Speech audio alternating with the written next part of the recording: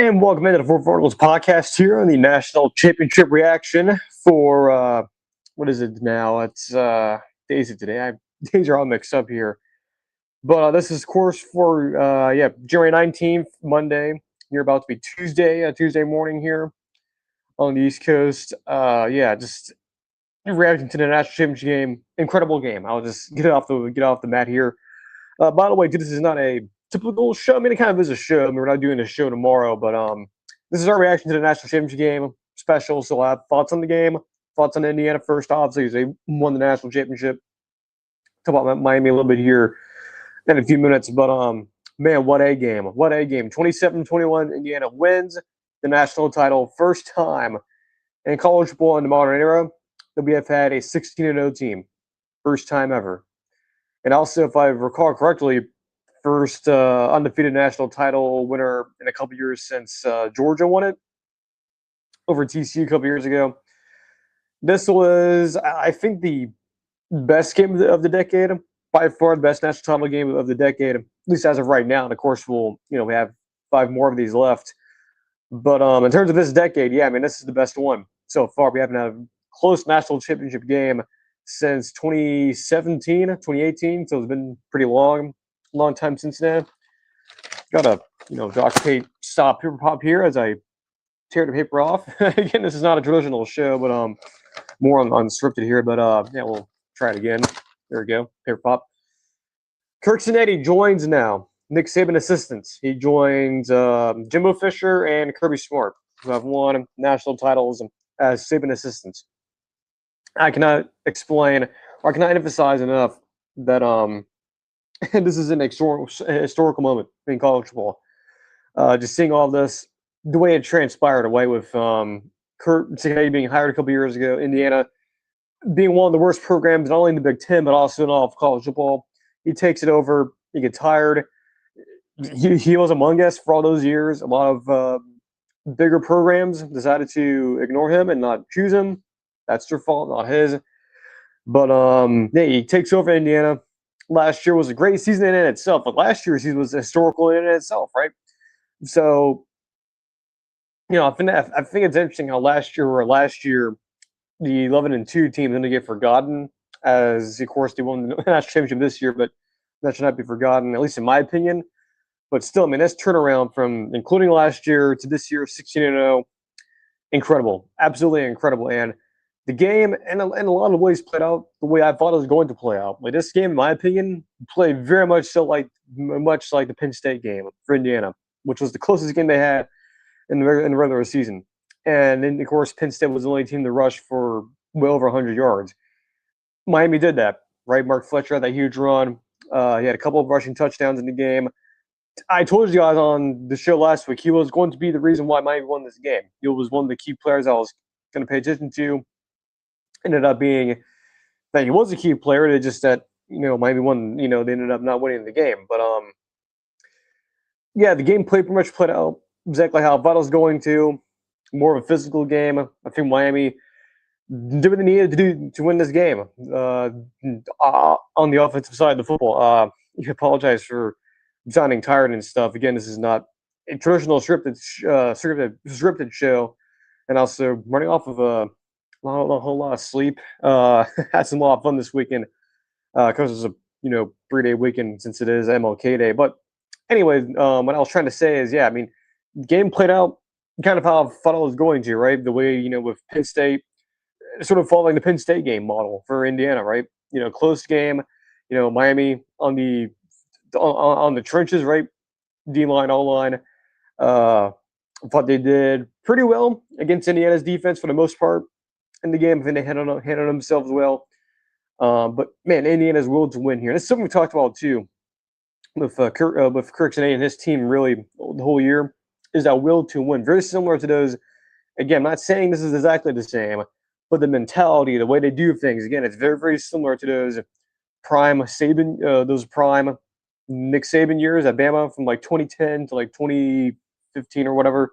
Similar identity. It really is similar. And that willing to win, that's all there. And, that's incredible to see someone, both Kirk Cincinnati, obviously, Kirby Smart sort of did that as well, has been doing that as well at Georgia. But yeah, I mean, that's something we've talked about. And they had that this game. I mean, for Fernando Mendoza, that final touchdown he scored, bringing it in, like literally, breaking off his body and whatnot, like just getting that killer instinct, the will to win, that f off mentality they have. It's incredible to watch. And like I've been saying, this is history in the making, and this is a historical moment for college football. It's a historical moment for sports in general. Just how, again, this turnaround is insane. And I just don't know what to say. I mean, this is an incredible moment for Indiana fans, Indiana football, the biggest thing they've ever done in that athletic department's history. In terms of, and of course, a lot of folks bring up the basketball stuff, but in terms of overall, right? But the biggest revenue generator in collegiate athletics is football, right? So this is the biggest thing that's ever happened to the university up there, and that's incredible to have this happen. Now, of course, a lot of folks will be asking the question of, will this happen again? Is this sustainable? Is this sort of like a Gene Chizik thing where it falls off after a year or two? I don't know. I really do not know if this is sustainable or not. Will this happen next year? I don't know. And that's something we can talk about down the road. But if you're an Indiana fan living in Indianapolis, Gary, Indiana, for example, you should be celebrating this. You should not be thinking about, oh crap, is this going to fall off in the next couple of years? What happens in the future? Enjoy it now, right? Sort of like Michigan fans a couple of years ago, the scandal. Enjoy this now.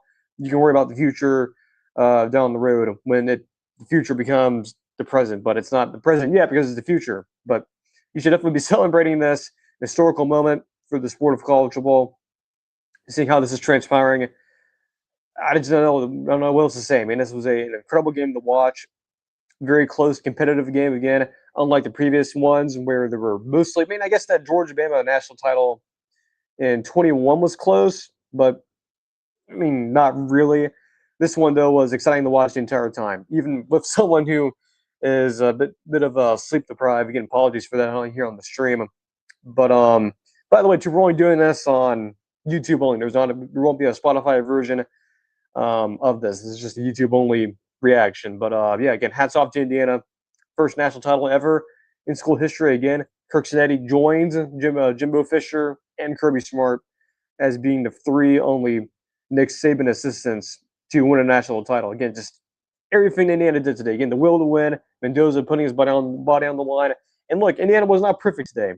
They made a lot of mistakes. No turnovers, by the way, by every team. But it was not perfect. A lot of drops, a lot of hesitation, I think, a lot of nervousness, I think, too.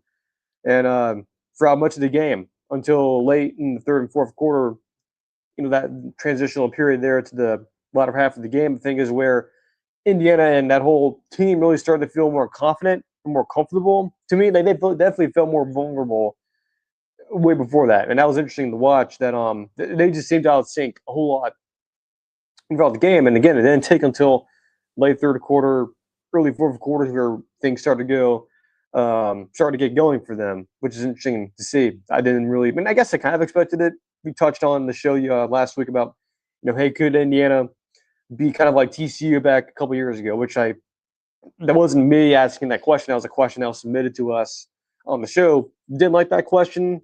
Technically, at least I didn't like the way it was worded.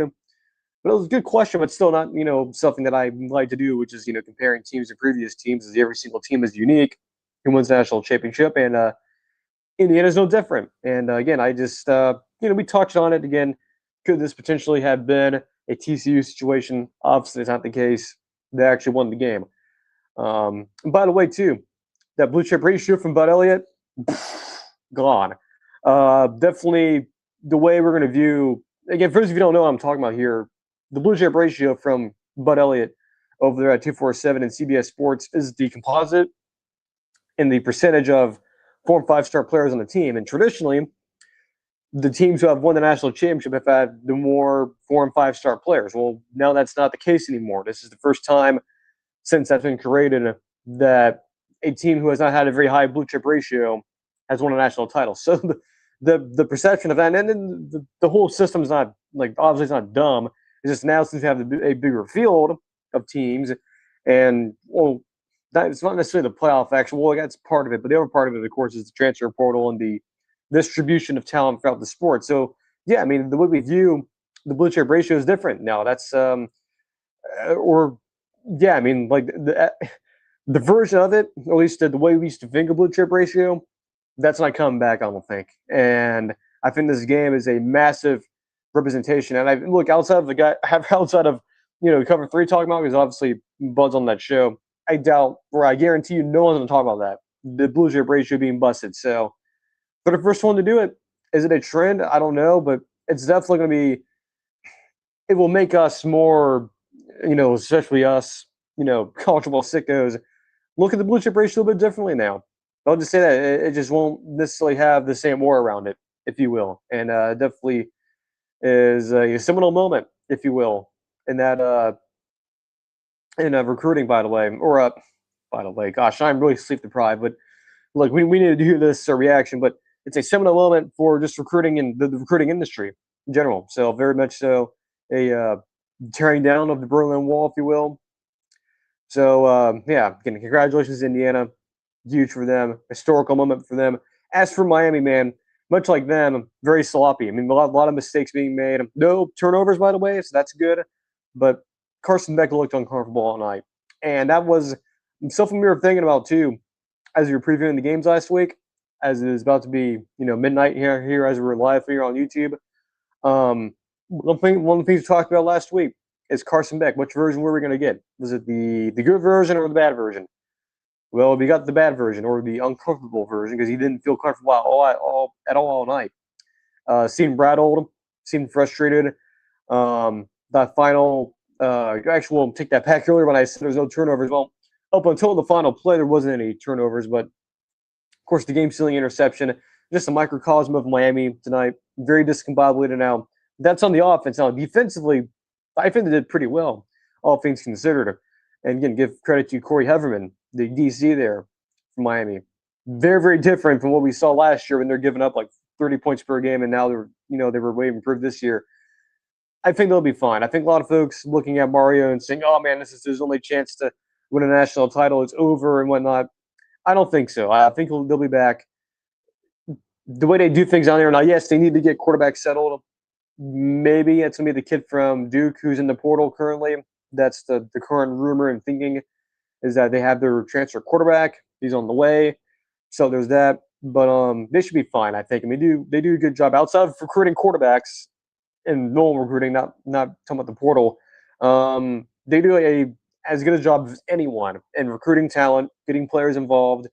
Mario and them, they'll be fine. Now, as for the future of the ACC, we don't know that yet. That's a whole other conversation here. But again, like they'll be fine. But again, there's a lot of things that they did today or tonight that I guarantee you they are going to look at throughout the rest of the spring, and before they get to spring practices and whatnot. That isn't to bother them for a long time. I guarantee you it will. I mean, that's several chances to get back into this game. And if you had, again, a whole lot of things right, they ran the ball pretty well. Yes, there was, that one big nuclear play, if you will, from Mark Fletcher. But, I mean, there's times they're moving the ball, I think, pretty well, all things considered. I've looked at the final stats. But, yeah, to me, they didn't get close to what Penn State had. But I guarantee you it wasn't far behind. So, again, the game played out in a sense basically in the same way we thought it was going to be. Again, similar to that Penn State Indiana game model. But again, if Miami, good season, you got to the playoffs after missing out last year with Cam Ward. Again, I think Mario and then they'll be fine. They'll be fine. I think anyone who is panicking and thinking, oh no, this is some 1 year wonder and Miami's going to go back to where they were in the past. That's not going to happen. I think they'll be fine. They'll be back. And I think with the way they're recruiting down there and the way they do things, and from what I've heard from other people who have gone down there to meet Mario, never met him before, but hearing what I've heard and knowing what they do, they'll be fine. If I were a Miami fan, I would not be worried. Yes, he can be mad and upset, but in terms of the future, I think he'll be in good hands, if you will. Again, hats off to Indiana. Wasn't necessarily a quote-unquote sub above performance from them tonight, but they made the plays they needed to, and of course they got the final turnover. Mendoza putting his body literally on the line. He needs some Advil after the game, but man, what an incredible game to watch. And the season's over for college football now, at least the games wise. We have of course spring coming up, the portal and its final days, if you will. But yeah, we have spring football coming up, of course, for our show too. I mean, we're not going anywhere outside of, God forbid, any surgery or anything like that. We'll be back pretty much as usual. Of course, we'll have a show Thursday, but as normal. But yeah, we'll be still be doing shows and whatnot. Just because the season's over, games are being played, we're still covering college football. A lot of things to talk about. Getting ready for next season, and I guess as we end here, just some teams I'm warning about here off the top of my head. We'll probably do more of this on Thursday a little bit more, but of course Miami team we're obviously interested in. Indiana team I'm sort of focused on, but there's a lot of teams next year that I'm very curious in. Like for example, Bama. For example, that'll be a team. Actually, we'll probably do this more Thursday. Yeah, but just generically here off the top of my head, like Bama's one, Florida State another one that I'm thinking about. Thinking about Oregon, thinking about Texas A&M, thinking about Florida, Auburn, all the teams have new coaches coming in, Penn State, a lot of teams to discuss. But yeah, we'll do more down Thursday as more of a wrap up of the season and looking forward to next year and get ready for spring practices opening up here pretty soon. So yes, even though the next time we'll have a college football game will be in week 0 in about less than 300 days. There's a lot to cover. Of course, we'll have our season previews and whatnot and record projections and things like that here down the road when we get towards summer. But, a lot of things to cover, right? Of course, we also have eventually the new, this year's college football video game. So, yeah, a lot of things to help us out and to carry us through, I guess, well, not necessarily a dead period, but in terms of games, yes, there won't be any games going on, but there's a lot to cover, right? Of course, we'll have spring practice and whatnot. Practice reports will be coming in here in the next few months or so. But yeah, again, hats off to Indiana, national champs, first ever 16-0 team in the modern era of college football. And again, Natty joins Jimbo Fisher and Kirby Smart as being the only 3 Nick Saban assistants to win national titles as head coaches. Many have failed, only few have succeeded, and he is one of them now. So again, we'll be back on Thursday, do a normal show, normal time, not a midnight show. But yeah, I've got to go to bed here. I am very much still sleep deprived. Most of that's because we had a fun weekend this weekend. But yeah, normal show on Thursday. So until then, again, congrats to Indiana fans. If you all go out and celebrate, I'll be going to bed. Well, all of you will be doing that. So until Thursday, Indiana fans, enjoy this. It's an historical moment for you guys and for the entire sport of college football. So take care, and we'll see you guys on Thursday for the show. Full show will be on Spotify and on YouTube. So until then, take care, and we'll see you guys on the next stream.